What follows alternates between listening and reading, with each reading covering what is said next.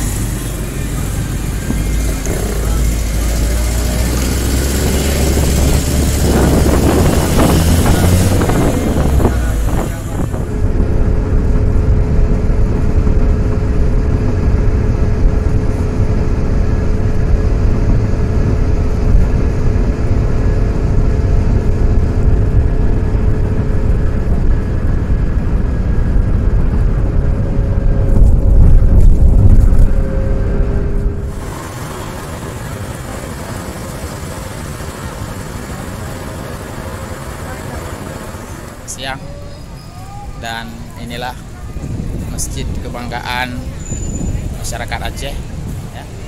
Sore ini Cepupi berada di tengah-tengah ataupun di bawah payung yang merupakan ikon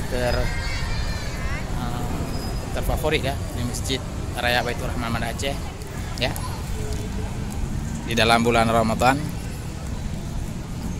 Terlihat begitu ramai, dan inilah dia dari depan.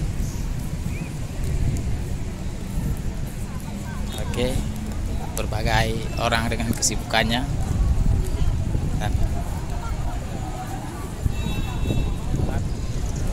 bisa kita lihat bagaimana antusias masyarakat Aceh.